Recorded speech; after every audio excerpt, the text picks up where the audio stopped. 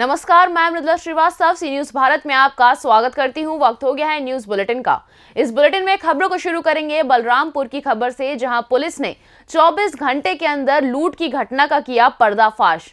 आगे देखेंगे एटा में कैसे माता पिता भाई बहनों से यातायात नियमों का पालन कराने के लिए आगे आए छात्र छात्रा। इसी के साथ रुक करेंगे फिरोजाबाद की ओर, जहां पुलिस और बदमाश के बीच हुई मुठभेड़ में बदमाश के पैर में लगी गोली। ऐसी और भी तमाम खबरों पर आइए विस्तार से करते हैं चर्चा।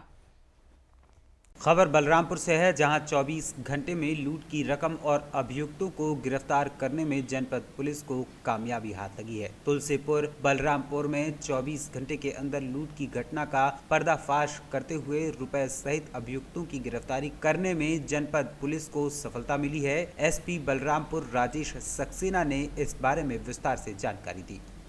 तारीख को प्रातः 6 बजे एक बैंक मित्र हैं धर्मेंद्र पांडे, उनके साथ लूट की घटना हुई थी। तुलसीपुर से जो गौरा चौराहा रोड है उस रोड पर।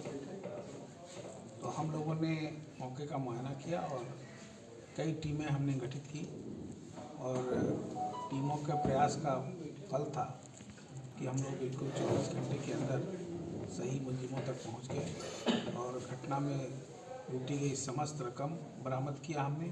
घटना में जो प्रयुक्त गाड़ी है उसको बरामद किया और जो घटना में शामिल जितने लोग थे सभी को हम लोगों ने पकड़ लिया। और इसमें जो मुख्य अभियुक्त है वो डब्लू उर्फ रिजवानुल हक गौरा थाने का हिस्ट्री शीटर है। ये पहले भी कई लूट की घटनाएं कर चुका है और गैंगस्टर में भी इसके खिलाफ कार्रवाई हुई थी और ये बाहर था इस समय। इसके अलावा एक अवधेश कुमार यादव है, ये भी 2021 में पिछले वर्ष लूट के एक मामले में थाना कैंपियरगंज जनपद गोरखपुर से जेल गए थे। इनका वाहन भी प्रयुक्त हुआ था, जो वाहन इस लूट में प्रयोग हुआ है उस घटना में भी प्रयोग हुआ था। और इनके 3 अन्य साथी हैं, इनका भी इसमें एक का आबकारी अधिनियम का इतिहास है, संजय निषाद, और 2 नए साथी हैं जो कि इस घटना में शामिल थे। और इस घटना में जो भी लोग थे इस पूरी टीम को 10,000 रुपये का नगद पुरस्कार द्वारा दिया। बलरामपुर से सी न्यूज संवाददाता संदीप सक्सेना की रिपोर्ट।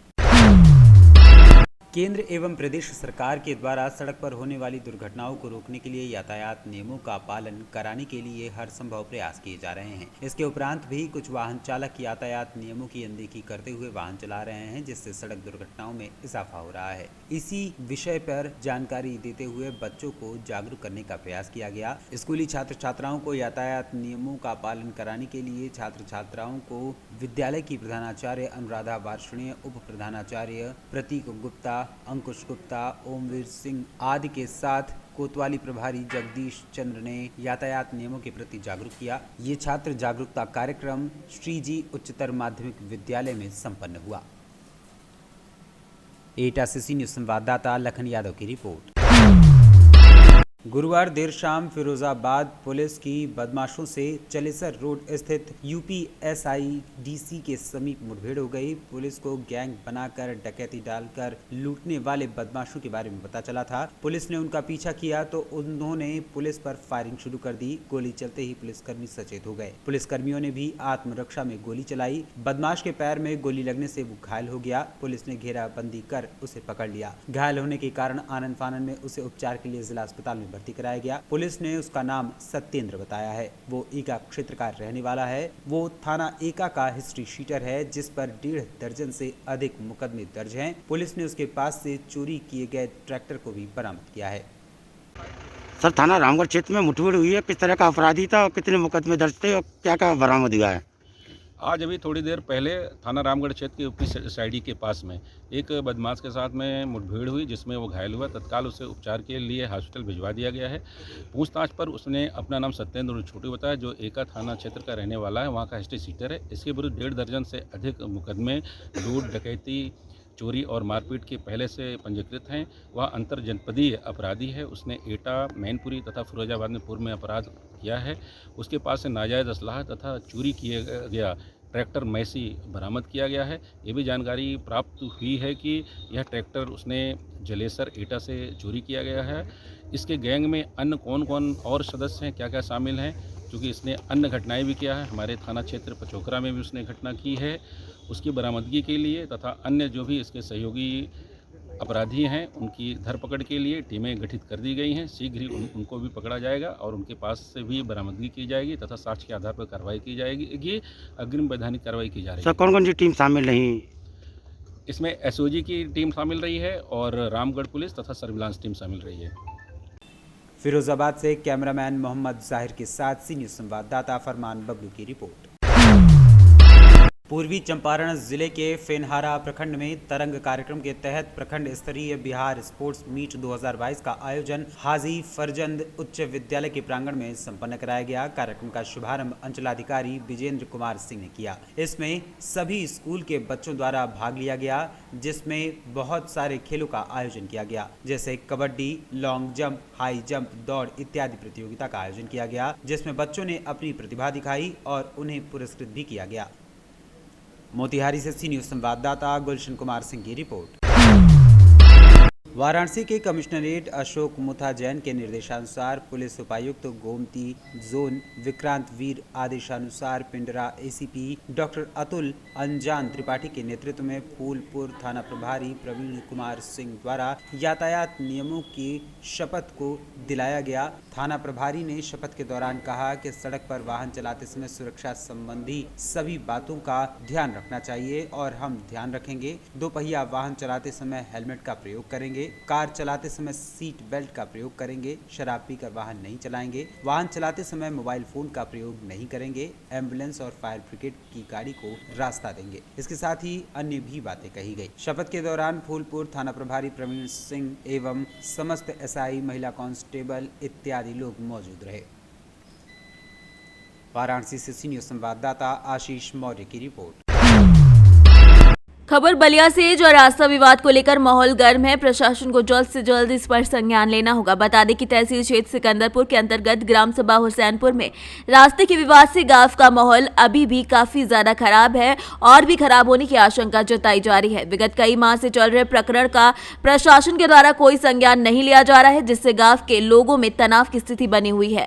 पहले पक्ष का कहना है कि लगभग 30 घरों का रास्ता 20 से 25 साल पहले कायम था, जो कि विगत कुछ दिन पहले दूसरे पक्ष के रास्ते के अवरुद्ध कर दिया गया है, जिसकी जानकारी स्थानीय तहसील स्तर पर संबंधित अधिकारियों को दे दी गई, लेकिन अभी तक कोई भी हल नहीं निकल पाया है। कालू राम। अभी जो समस्या है, किस तरह की समस्या है? समस्या यहाँ रास्ता के लिए है। यहाँ लगभग कितने घरों का रास्ता इस तरह से निकलता अरे है? जब 50-60 घर आदमी बा। कितने दिनों से यह रास्ता ऐसे निकलता बहुत है? पुराना है रास्ता। हमार दुआरी पर गड्ढा खोनल बा। हमार नाती बान से 6 गो नतीनी बाड़ी से सगोरो गिर जाता न सो ओहिमा गड्ढा में पानी पाके लग जाता। हमनी के गाड़ी देता न सा कहतन से कि रास्ता हम ना जाए दे। आखिर रास्ते को लेकर विवाद? हाँ हमके रास्ता नहीं से चले दे। कितने दिनों से यहाँ रास्ता चलता है? बहुत दिन से चलता। हाँ अभी डाँड़ रहल तो डाँड़े पड़े जाता ले जा भूलन मकान बनल तो 3 है छोड़ के बनौले बाना कहता न संजय कि हमारी ओर छोड़े नहीं खाओ सगोरो हमार है। बताइए। मेरा नाम जोगिंदर है। मैं हुसैनपुर का निवासी हूँ और मेरा घर जो है हरजन बस्ती में है। यह जो है पहले जो है शीशम का पेड़ जो था बिल्कुल टाँड़ में सटा हुआ था। जब हमारे चाचा का लड़का ने जो ज़मीन लिखाया तो उसके बाद अपना पुराने घर आने के लिए जो है सार्वजनिक रास्ता जो है 3 हाथ छोड़ करके बनाया। अब जो है वो कह रहे हैं कि पूरा रास्ता जो है हमारे ज़मीन में है। मैं जो है इसके पहले मोहन गुप्ता के प्रधानी में मिट्टी गिरा करके जो है उस पर मिट्टी हम लोग डाले थे। डालने के बाद वो जो है धीरे धीरे मिट्टी जो है काट करके जो है सब अपने घर जो है फेंक करके जो है ऊंच कर लीजिए, दरवाज़ा जो है ऊंच कर लिए और इस समय कह रहे हैं कि हमारा जो है पूरा ज़मीन जो है हमारा है। उनका नापी होने के बाद भी कम से कम 4-6 फुट का जो है रास्ता वहाँ पर छूट रहा है और फिर भी वो जो है ज़बरदस्ती कर रहे हैं। इसकी शिकायत जो है हम लोग पहले भी दिए थे, कहाँ पे दिए थे? थाने पर दिए थे, तहसील दिवस पे दिए थे। उसके बाद फिर जो है जब ये पुनः जो है बुनियाद खोद करके निर्माण करने लगे तो फिर हम लोगों ने एप्लीकेशन दिया। 112 नंबर डायल करके उस काम को हम लोग रुकवाए। उसके बाद फिर जो है ये तीसरी बार हम लोग जा करके तहसील दिवस पर जो है हम लोग उसको जो है दरखास्त दे करके हम लोग इस काम को रुकवा रहे हैं कि हम पुनः जो है हमारा जो है यही अनुमान है कि ऊपर के अधिकारी लोग आ करके जो है हमारी समस्या को समाधान करें, ताकि जो है हमको आने वाले पीढ़ी को जो है आने जाने के लिए जो है रास्ता। यहाँ से लगभग जो रास्ते की बात कर रहे हैं, कितने घरों का रास्ता है यहाँ पे कम से कम 50 घर का रास्ता है। पूरे गांव के लोग इधर से आते हैं।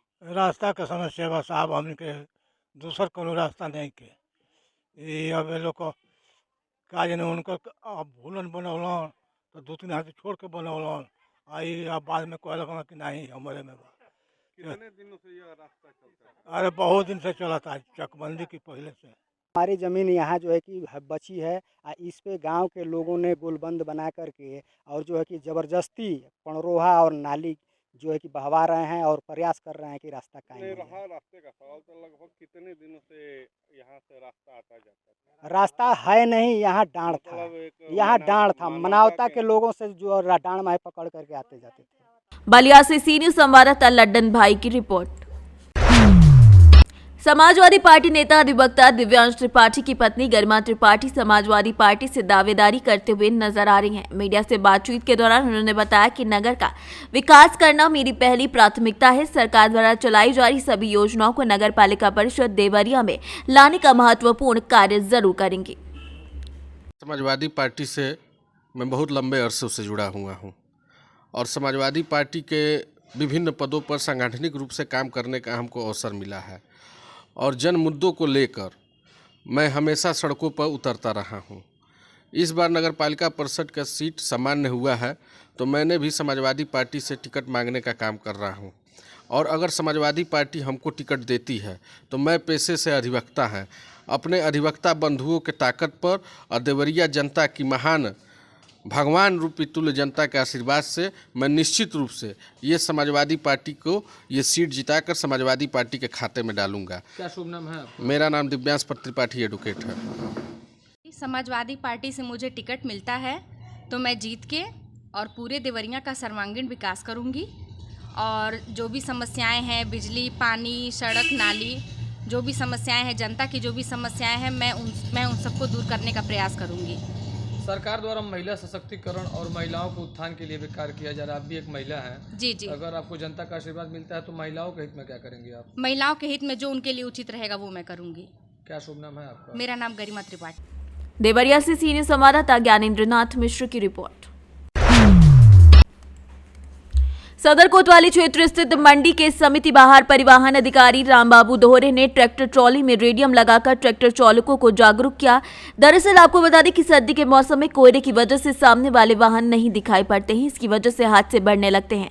हादसों को रोकने के लिए लगातार अभियान चलाए जा रहे हैं, जिसके तहत 27 ट्रैक्टर में रेडियम लगाकर ट्रैक्टर चालकों को जागरूक किया गया।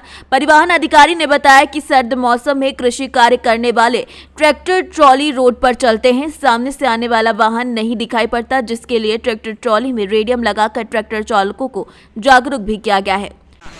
इधर आज किस तरह का ये रेडियम लगाई गई गाड़ियों में? जनपद के जितने ट्रैक्टर संचालन है, संचार कृषि कार्य में लगे हुए हैं, उनमें ट्रॉली में रेडियम पट्टी लगाने का कार्य हमारे जनपद के तीनों मंडियों में लगाया जा रहा है। जनपद कन्नौज में ट्रैक्टर ट्रॉलियों पर रेडियम पट्टी लगाए जाने का कार्य किया जा रहा है। तो कितने गाड़ियों में लगाई गई इस तरह? अब तक 27 गाड़ियों में रेडियम पट्टी लगाई जा चुकी है। कन्नौज से सीनियर संवाददाता सीबू सैनी की रिपोर्ट। खबर मोतिहारी से है, जहां पर जन सुराज पदयात्रा के 69वें दिन घोड़ासन में प्रशांत किशोर का नीतीश कुमार पर हमला हुआ, जहां सरकार की नाकामी की वजह से लोगों को काफी ज्यादा पलायन करना पड़ रहा है। जन सुराज पदयात्रा के 69वें दिन की शुरुआत घोड़ासन के राजवाड़ा स्थित JLM कॉलेज परिसर में हुई, जहां पर सबसे पहले प्रार्थना की गई। इसके बाद प्रशांत किशोर ने प्रेस कॉन्फ्रेंस के माध्यम से मीडिया से बातचीत की। उन्होंने कहा कि अब तक पदयात्रा के माध्यम से वो लगभग 750 किलोमीटर अधिक पैदल चल चुके हैं, जिसमें 500 किलोमीटर से ज्यादा पश्चिम चंपारण में पदयात्रा हुई है। वहीं पूर्वी चंपारण में अब तक 200 किलोमीटर की यात्रा वो कर चुके हैं। इस दौरान जमीन पर हुए अनुभवों और समस्याओं पर बात करते हुए उन्होंने शिक्षा, कृषि, स्वास्थ्य और स्वरोजगार जैसे अहम मुद्दों पर अपनी बात रखी। जो 60% आदमी भूमिहीन है या कोई यहाँ पर जो स्वरोजगार करना चाहता है, उसके लिए सबसे जरूरी क्या है? व्यापार करने के लिए आपकी अपनी समझ, आपकी रिस्क लेने की क्षमता के साथ साथ सबसे जरूरी है पूंजी का होना। तो बिहार जैसे राज्य में पूंजी को लेकर पिछले 10-15 साल में क्या हो रहा है, अब इस पर मैं आपको एक आंकड़ा देता हूं जिसकी कोई चर्चा बिहार में आपने कभी सुनी नहीं होगी अपनी पत्रकारिता के जीवन में। बिहार में जो पूंजी है, पूंजी उपलब्ध कराने की जिम्मेवारी पूरे देश में बैंकों की है। बैंक जो काम करते हैं, आप और हम बैंकों में पैसा जमा करते हैं और बैंक ऋण के तौर पर लोगों को पैसा देते हैं ताकि लोग व्यापार कर सकें। देश के स्तर पर 70%, ये आंकड़ा है 70%, एक रेशियो है क्रेडिट डिपॉजिट का, मतलब जितना पैसा बैंकों में जमा होता है उसका कितना पैसा वो ऋण के तौर पर दे रहे हैं। ये देश का औसत है 70%, मतलब जितना पैसा बैंकों में जमा हुआ उसका 70% पैसा लोगों को ऋण के तौर पर व्यापार करने के लिए, उद्योग धंधे लगाने के लिए मिला। बिहार में ये आंकड़ा पिछले 10 साल से 25 से 40% रहा है। लालू जी के जमाने में ये आंकड़ा 20 से भी नीचे था। नीतीश जी का जो 17 साल का कालखंड है, ये औसत अभी 35% है। पिछले साल ये था 40%। अब इसका परिणाम क्या हो रहा है मैं आपको वो बता रहा हूं। पिछले साल बिहार की गरीब जनता ने बैंकों में 4,20,000 करोड़ रुपया जमा किया। तो अगर औसत, राष्ट्रीय औसत भी आप मान ले तो 2,80,000 करोड़ रुपया बिहार के लोगों को ऋण के माध्यम से छोटे बड़े उद्योग धंधे लगाने के लिए, स्वरोजगार के लिए मिलना चाहिए था। लेकिन चूंकि 40% ही ऋण दिए गए तो मिला कितना? 1,62,000 करोड़। इसका मतलब कि 1,25,000 करोड़ रुपया तो राष्ट्रीय औसत के मुकाबले हम लोग को ऋण कम मिला। और ये पैसा बजट का नहीं है, ये पैसा केंद्र सरकार का नहीं है। ये पैसा गया कहां? ये पैसा बैंकों के माध्यम से उन राज्यों में जा रहा है जो उद्योग को प्रश्रय दे रहे हैं, जो इंडस्ट्रियलाइज स्टेट है। केरल में, तमिलनाडु में, गुजरात में, आंध्रा में, कर्नाटक में और महाराष्ट्र में CD ratio, credit deposit ratio 90% से ज्यादा है। मतलब वहां के राज्य के लोग जितना पैसा बैंकों में रख रहे हैं उससे ज्यादा पैसा बैंक वहां पर लोगों को लोन दे रहे हैं। तो यहाँ का पैसा, बिहार का पैसा उठाकर या बिहार जैसे गरीब राज्यों का पैसा उठाकर बैंक उन राज्यों में ऋण दे रहे हैं जहां पर उद्योग धंधे ज्यादा लग रहे हैं, और हम लोग का पैसा उन राज्यों में जा रहा है और हम लोग के लोग जाकर उन्हीं फैक्ट्री में, उन्हीं व्यापारिक प्रतिष्ठानों में मजदूर बन रहे हैं। मोतिहारी से सी न्यूज संवाददाता नवेंदु कुमार की रिपोर्ट। मुजफ्फरपुर जिले के ओराई सड़क सुरक्षा और गाड़ी परिचालन में सतर्कता को लेकर संकल्प सभा का आयोजन किया गया। इस दौरान प्रखंड प्रमुख अनामिका भारती की अध्यक्षता में कार्यक्रम का आयोजन हुआ, जिसमें प्रखंड विकास पदाधिकारी सहित ओराई प्रखंड के कई पदाधिकारी और कर्मी शामिल रहे। ओराई प्राथमिक और मध्य विद्यालय के छात्र छात्राओं को भी जागरूक किया गया। बता दें कि इलाके में इन दिनों लगातार सड़क दुर्घटनाएं बढ़ रही हैं। पिछले साल भर में काफी ज्यादा दुर्घटनाएं हुई हैं, जिसके बाद जागरूकता अभियान चलाया जा रहा है। मुजफ्फरपुर से सी न्यूज संवाददाता दीपक कुमार तिवारी की रिपोर्ट। फिलहाल के लिए इस न्यूज बुलेटिन में बस इतना ही। अगर आप अपने शहर या क्षेत्रीय खबरों पर निगाह बनाना चाहते हैं तो लॉगिन करें हमारी वेबसाइट www.cnewsbharat.com पर और जुड़े रहें दिन भर की खबरों के अपडेट्स के साथ। हर खबर आपके साथ, आपके हाथ।